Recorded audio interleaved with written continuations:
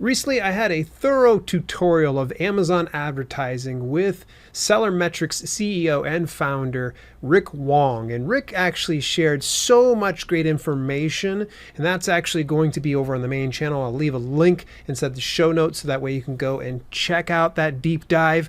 But in this conversation, we talk about what got him into this business, and we talk about some of the finer points in Amazon advertising, what works, what doesn't, what can authors expect when utilizing the platform, and so much more. So without any further ado, let's get on into the interview. So Rick, it has been actually a couple weeks since you and I actually chatted last. We were doing the whole Amazon advertising tutorial for the main channel. How's life been going since? A little hectic. I just moved to like a new apartment, also a new office. I think in the first video you see like there's like a scratch mark in the back. Now there's not, so I'm in a totally new clean office. wall. Yeah, it's a clean wall now. So yeah, so I've been busy like doing the move, and other than that, yeah, just servicing my clients and producing content on my channel, and also producing content with different partners such as Dale. Yeah, this is so cool because I did not know this about you. You know, you had reached out to me and we just kind of hit it off right away. But you never brought up the fact that you had a YouTube channel. Give me some more information about the YouTube channel. What led you to starting this? How long have you been doing it? And what kind of results have you seen from doing a YouTube channel? So I think at first I'm very hesitant to do it because I'm kind of a bit of an introvert. Being on camera is not something that is like second nature to me.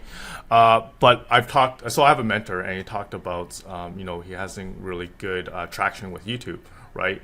And he suggests me as somebody that has like good knowledge of the space to start producing content, right? It's going to be really hard in the beginning, but once you produce like a couple of videos, it gets easier and easier. Right, so that's what I did around like the beginning of this year, right? Slowly producing content, and then now I have a channel like around like 500 subscribers. Obviously, not as much as yours, but I think like for me, it was important for me to just at least just get started. I think as with anything, such as like selling on Amazon, being a self-published author, the most important thing is just start. So that's basically what I did, and I've been seeing decent traction. Like I got like a few clients off of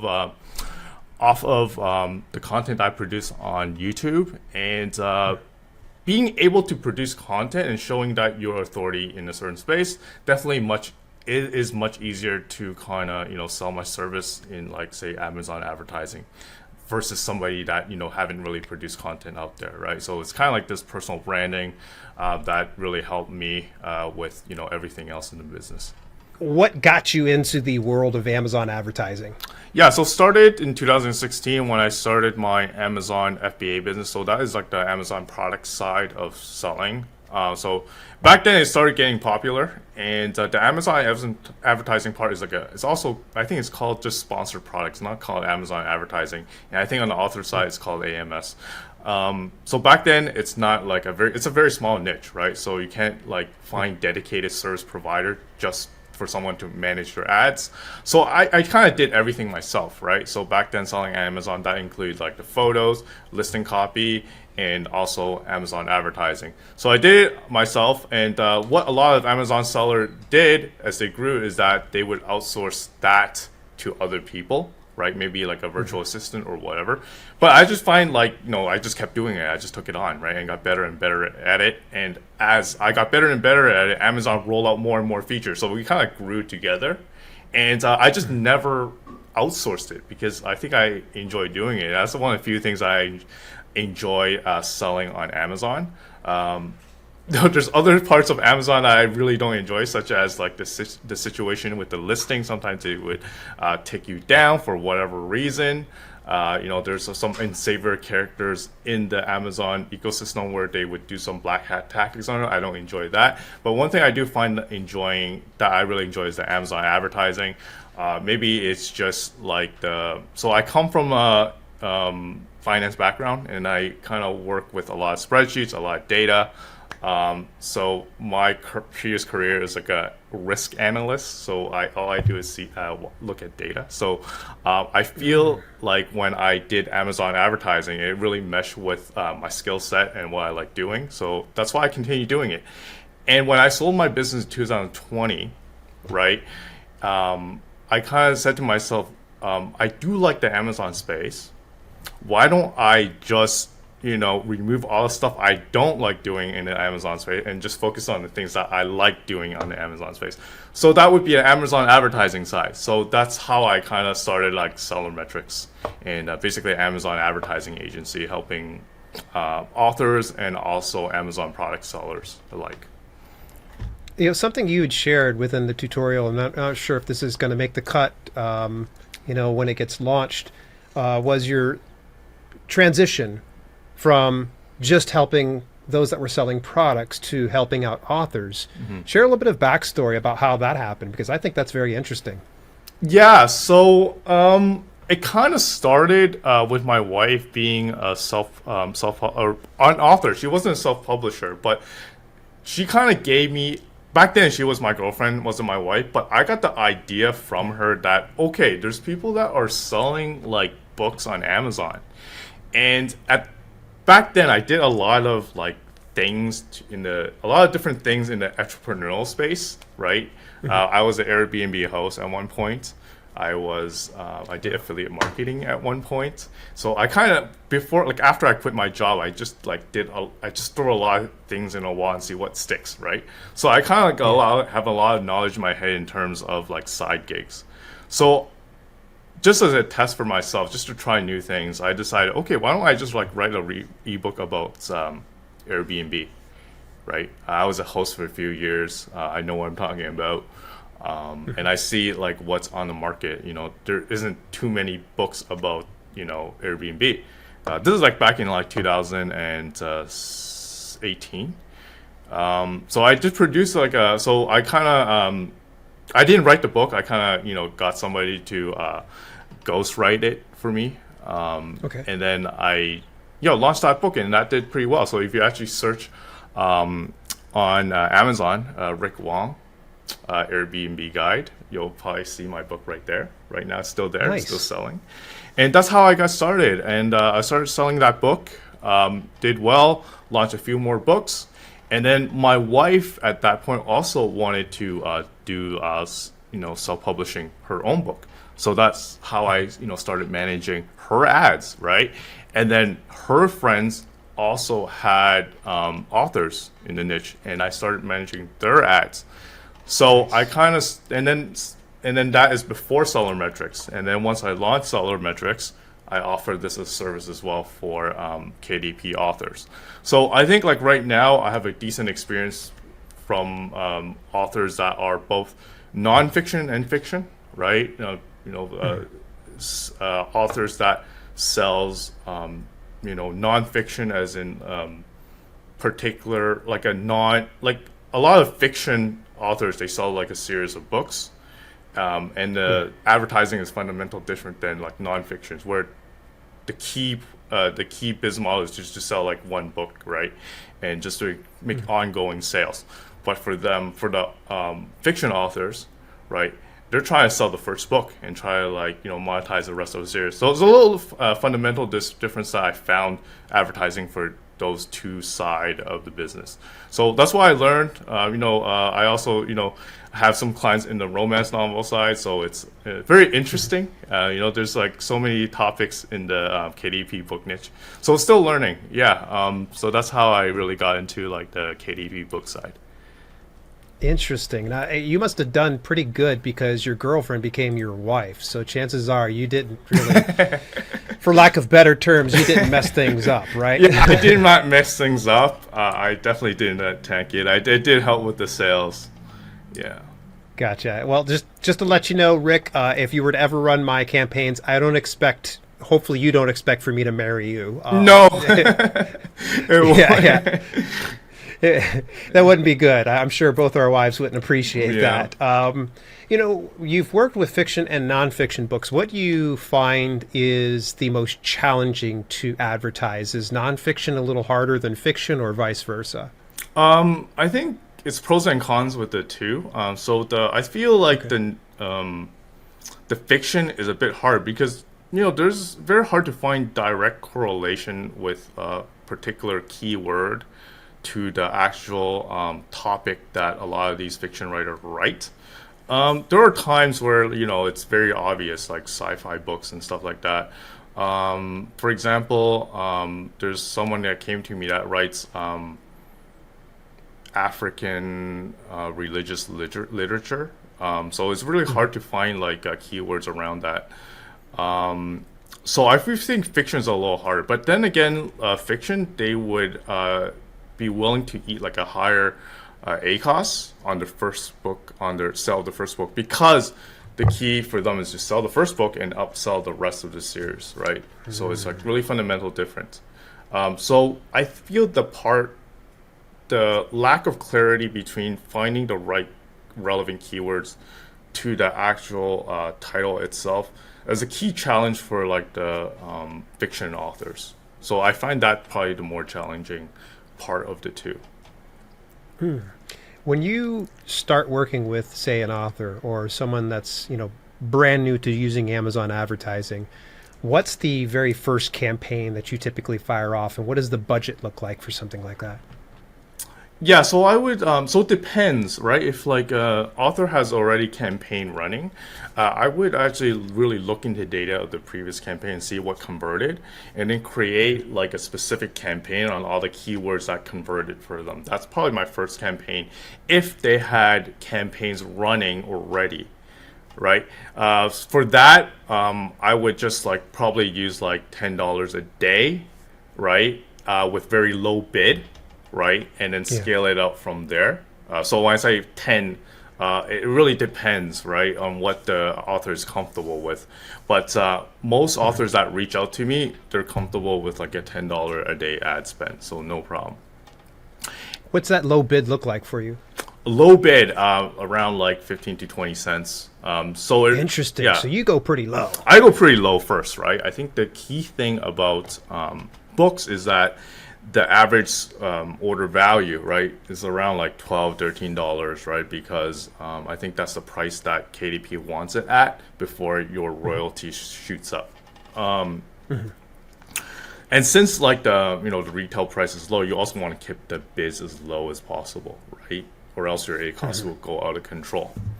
Yeah. Another campaign that I like to do is called like the tier campaigns, right? So these are auto campaigns where what I do is that set tiers of bids, right? So I would start with like 5 cents, and then I would advertise all the books, and then create another ad group with 10 cents and advertise all the group, and 15 cents advertise all the group, and then you keep stacking it until you get to an equilibrium of A cost that you're willing to accept.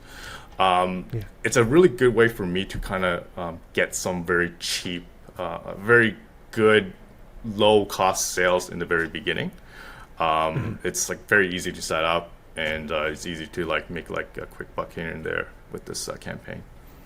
When you do start those initial like discovery ads, if you will, are you doing it through, say, sponsored products and automatic targeting, or do you like to lean on manual targeting over auto? Yeah. So when I talked about like having, if the author already have like campaign running, right, and I'm looking at data and see converted keywords that converted, that one I use manual.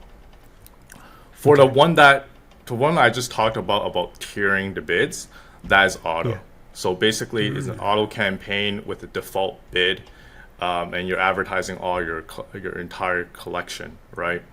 And then Yeah. you just like for the next ad group, you offer like say 10 cents, and the next ad group you offer 15 cents, and advertise all your book on an auto campaign. Interesting. I really like this approach to things. I've always just kind of thought, well, let me just set my CPC and we'll see how it goes, and I'll just start to increase it from there. Whereas you're more proactive. You're like, okay, let's see what draws in the winning bids. And obviously everybody wants to have the lowest CPC Yeah. possible, but we need to be realistic because there's a lot of competition. Yeah, and it gives me an idea of the customers' markets cost per click is like, right? Because if I say like do my first campaign as only like 5 cents and it's not getting any like clicks, that's why I know this is probably too low for this market. So 10 cents, starting to get some clicks, not as much. 15 clicks, okay, we started getting a lot of traction. So in my head is that my reference point is that 15 cents is probably the benchmark for this market. So that's also helps me in terms of thinking what is a good market rate for this particular niche for this particular author. How interesting. Man, I like that idea. Now, as a campaign starts to mature, it's been on the market for a little bit, and you start to see that you're not getting as many clicks, let's say at that 15 cents price point. Do you increase that bid, or do you start a whole new campaign or ad group, if you will? I prefer to keep. So I'm in the proponent that Amazon look at previous data, and that includes like any campaigns created. So my first thing that I would do is just keep the campaign and upbid it, and see how it goes. Right. I think like for me, the nuclear solution is to create a new campaign, because I feel like you're wasting all the previous history that comes with the campaign that already made a lot of sales for you. Right. So I'm not so much sense. I'm not a fan of constantly shutting down a campaign and creating a new campaign. It's almost like you're climbing the ladder and falling off and reclimbing it. So that is like what I would like normally do in situations such as that. So how long do you have campaigns open for, like at a time? Are you looking months, years at a time? Yeah. So remember I talked about the Airbnb book. So basically when I had one still running from like 2018. So Wow. that's how I like my strong preference for keeping the existing campaign as long as possible, right? Because I have seen new campaigns, normally the ROI is not as good as like the old existing campaigns. So for me, I always veer on maybe tinkering the existing campaign and look at, okay, maybe the market has moved on me a little bit. Maybe I'm bidding too low. Let's up it and see what happens. Then starting all over again with a new campaign with like almost like fresh data. Man, I'm loving a lot of the information, and I know that we have such a limited schedule as it is, getting to chat with each other. I want to briefly cover the fact that you with Seller Metrics, you don't just accept any Tom, Dick, or Harry, that you actually sit down and audit an author's book to make sure that it's a good fit. What are some of the quality measures that you're looking for? What are some of the things that you say, okay, it has to have this, this, and this, and it can't be this, this, and this? I think key thing is quality content. Content that is like a bit evergreen.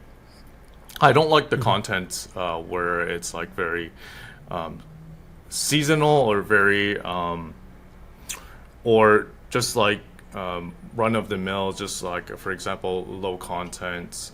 Some people that would pump out a lot of low content books and see what sticks. For me, I don't. For them, they probably don't need Amazon advertising for them, or a managed service, for that matter. I think it makes sense for authors that have like a good set of, saying like around like 50 strong titles, right, or less than that, and they would get majority of sales from those 50 titles, right? Not from like say 1,000 titles, and maybe they'll sporadically make sales on each of them. So I think those type of authors profile would make sense for a managed service. And obviously there is also the size component of it as well, because we do charge a monthly retainer. So I would say like, at least like, $3,000 a month in royalty would make sense for services just mine. Yeah, see, I think there's a lot of authors out there that are, kind of on the fence about doing it, and I think it's great that you clarified. Do you ever pay attention to, say, like the book cover or the book description or keywords that are used within a specific book? Is that something important to you, or you're like, it doesn't matter? It matters, but as long as the author is telling me that I'm gonna look to like invest in like better covers, right?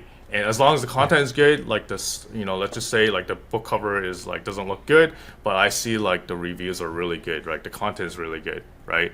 That gives me something to work with, right? I mean, like changing the covers, improving the covers, is normally pretty a simple task, right? You just find somebody from like Upwork for like, I don't know, like $50. You could get like a nice cover, or you could use Canva to create a cover, right? I think Canva is great actually. Like there's actually a lot of good book covers you can create with Canva.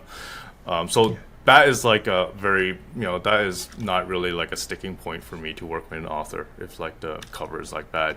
But I think the key thing is the content, and that is reflected on the reviews. Right, when I do the audit, I do read the reviews for the authors, right, to see what I'm advertising. So that's like What's an ideal? My apologies. What's an ideal number of reviews for a book? I think anything above 20 is the ideal Okay. number. Right. I think that would give me a good litmus as to like the content is good.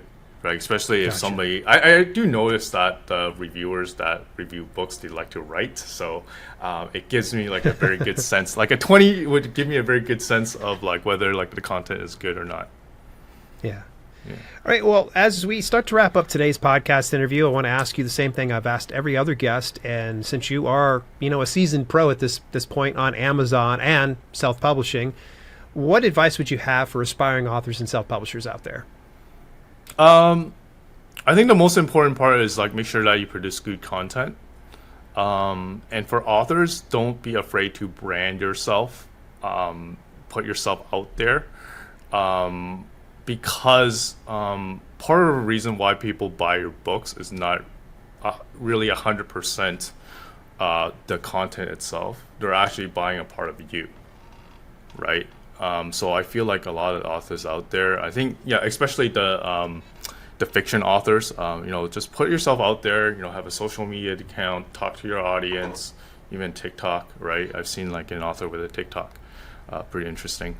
So don't be afraid to like put yourself out there, kind of like me, right? Like I was afraid to put myself out there, but it really helped me to like brand myself personally. Being able to like do different partnership interviews such as like Dale, right? So I think that's like my advice. Like if you're an author, put yourself out there, brand yourself. Good things will happen if you do that.